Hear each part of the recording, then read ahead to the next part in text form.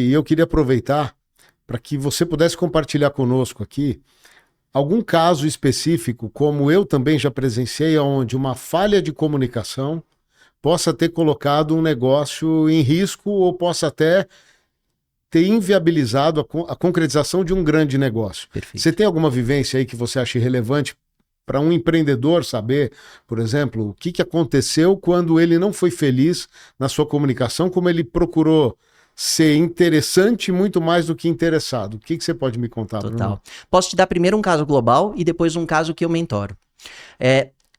Todo mundo conhece a história da Apple. Uma empresa revolucionária, uma empresa hoje gigantesca. E todo mundo conhece que o Steve Jobs era um visionário. Todo mundo sabe também que o Steve Jobs foi demitido da Apple. Mas a verdade é que a maioria das pessoas não sabem por quê. A Apple tinha acabado de receber um IPO. Ela estava com muito dinheiro disponível. E o Steve Jobs, como uma boa pessoa de produto, chegou e falou: eu vou criar o melhor computador pessoal que existe. Inclusive, vou batizá-lo com o nome da minha filha, que chama Lisa. E, de fato, investiu muito dinheiro, criou Lisa, e na hora de vender, errou na comunicação. Ele contratou 9 páginas do The New York Times para falar de todas as funcionalidades da Lisa. Sabe quanto ele vendeu?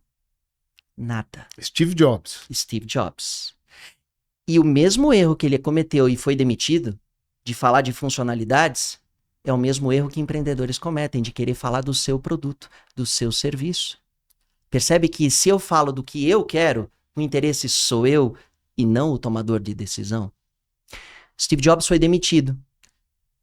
Entrou em contato com o pessoal da Pixar e aí falou uma frase célebre, porque o nosso papo é hoje.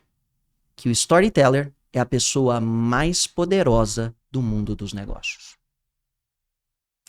Isso faz a gente pensar.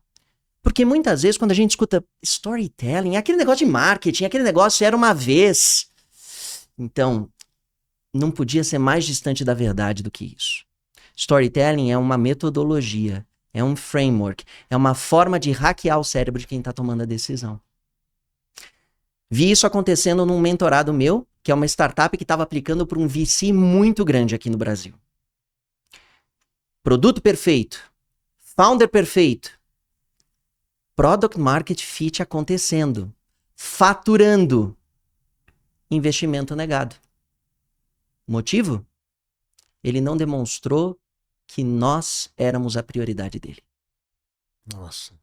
Então, Edu, de fato, quando a gente fala de demonstrar interesse e não ser interessante, tem um profundo impacto nos negócios por conta da neurociência. Então, mas vamos lá. Vamos agora para o caso prático mesmo, para alguma coisa que quem está nos ouvindo aqui consiga sair agora e aplicar na primeira conversa que ele tiver na empresa dele, por exemplo, com o fornecedor dele. Então, o cara está lá discutindo com o fornecedor, pedindo uma concessão, abrindo ali alguma nova tratativa. O que ele pode fazer para ele aplicar técnicas de storytelling e ter ali um resultado mais assertivo, mas com uma pequena mudança, Bruno? Perfeito. Vou te dar 2 exemplos. Acho que o primeiro é entender qual é a primeira pergunta que o storytelling resolve. Que na cabeça do seu consumidor ou do fornecedor, a primeira coisa que ele está olhando é se eu posso confiar em você. E aí que acho que é uma coisa muito legal, porque eu sei que pessoas de negócio vão falar, puxa, mas confiança é uma coisa tão etérea, é uma coisa tão subjetiva. Mas a verdade é que a pesquisa mostra que confiança é uma equação. Uma equação onde no numerador é credibilidade, ou seja, você cumpre o que promete. Recorrência, você é alguém que sempre cumpre o que promete. E intimidade. Eu te conheço relativamente bem para saber que você vai cumprir o nosso combinado. Sei que se parar aqui, Edu, você vai falar para mim, puxa, Brunão, isso é confiar. Se você cumpre o que promete sempre e eu te conheço, é óbvio que eu confio. O problema está no denominador. O denominador é uma coisa que chama auto-orientação. Toda vez que eu falo da minha ideia, do meu problema, do meu produto ou do meu serviço, esse índice sobe.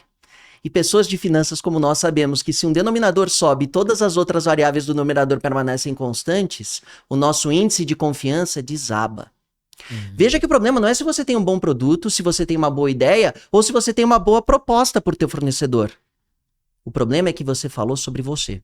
E aí o primeiro ponto, para a gente ser prático, Entra no material de marketing hoje, entra nas propostas que foram enviadas e veja se a orientação estava falando que nós somos a melhor empresa de ou se podemos construir algo juntos com você. Filtro 1. Filtro 2. Existe um grande problema que quando a gente vai negociar, a gente depende da nossa reatividade emocional. Porque muitas vezes eu vou falar o que está na minha cabeça. E aí o que falta é mapa. Vou te dar um exemplo muito claro. Se eu tivesse que convencer um fornecedor a trabalhar comigo, eu usaria uma estrutura chamada de problema, agitação e solução.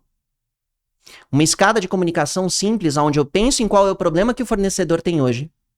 Eu agito esse problema falando como ele se sente com este problema acontecendo e a solução é trabalhar comigo. Veja que aí deixei de ser interessante e mostrei que o interesse era para o fornecedor estar comigo e não o inverso.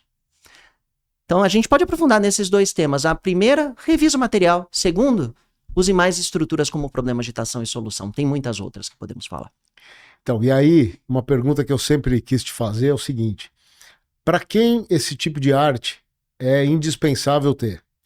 Quando a gente pensa no dono da empresa, quando a gente pensa num executivo, quando a gente pensa num prestador de serviços externo ou mesmo em um investidor.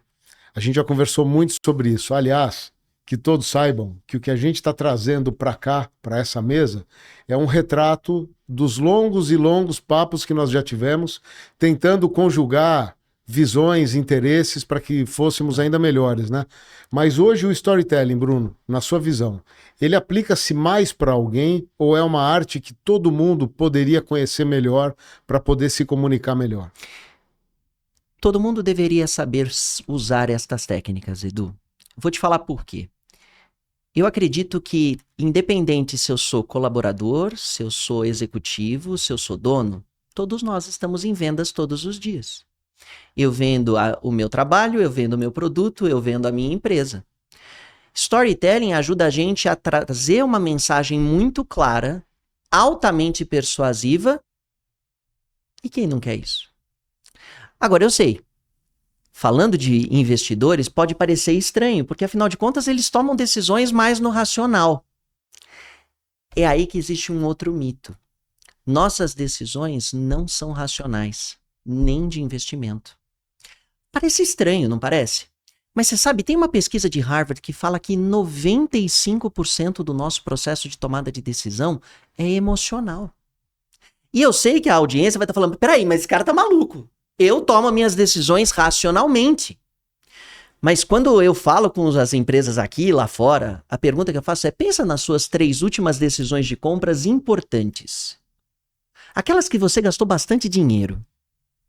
Elas vieram associadas de palavras como eu quero, eu desejo, eu mereço, eu preciso? E se elas vieram, você já entendeu que primeiro você sente para depois racionalizar. Quando a gente fala de investidores, a mesma coisa. Eles não estão buscando um ROI, como um retorno no investimento simplesmente. Eles estão buscando um ROI. Por que eles devem investir na tua empresa? Qual é o exit que você vai dar para eles? Não o presente, mas qual é a tua visão de futuro? Então, sim, storytelling permeia todos os lados do negócio.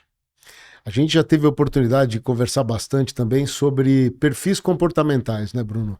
A gente convive com pessoas muito diferentes. Normalmente, quando a gente fala de mercado financeiro, de investidor, você vê muita dominância, muito do componente analítico, muitas vezes uma impaciência. Você conhecer o outro lado é indispensável, é necessário, é desejável? Como é que funciona isso para você ao compor uma narrativa? A importância de você conhecer o perfil do outro lado. Como é que isso é para você, amigo? Genial a tua pergunta. Indispensável a resposta. Sabe por quê? Porque quando a gente fala de histórias, é natural que na cabeça dos ouvintes vai estar muito a jornada do herói. Ou aquela história meio de Guerra nas Estrelas, era uma vez uma galáxia distante. Não é aí que eu quero estar. Se a gente fosse pegar o componente de uma história, os componentes, a gente entraria no arco de experiências do Robert McKee, que é um dos maiores pensadores do assunto. Aonde sempre tem um herói que enfrenta um obstáculo, que quer evitar o fracasso e ter sucesso. A pergunta que eu faço nos meus workshops é legal. Quem é o herói dessa história, então? E invariável, os participantes falam, é a minha empresa, é o meu time, é o meu produto. Mas se eu estiver na frente de um investidor e falar que a minha empresa é o herói já passou pelo obstáculo? Não. O herói está posicionado da forma mais fraca numa narrativa se a gente posicionar a nossa empresa como herói. Porque no fundo, o que a gente precisa fazer é nos posicionar como guia. Vou te dar o exemplo do Star Wars. A gente não é o Luke Skywalker. A gente é o Mestre Yoda. Por quê? Um guia se entende qual é o obstáculo, porque ele já passou por ele, e oferece um plano para ter sucesso. Parece um pouco filosófico, mas no final do dia isso tem uma base de arquétipos muito grande. Hoje, com inteligência artificial, não existe mais assimetria de informação. O guia é alguém que demonstra empatia cognitiva, sabe qual é o perfil de quem eu estou falando e traz um plano adequado a esse perfil. Se é mais analítico, mais analítico. Se é mais emocional, mais emocional. A empatia do guia é o que determina um bom storytelling, porque o guia não é a pessoa mais interessante, é o mais interessado.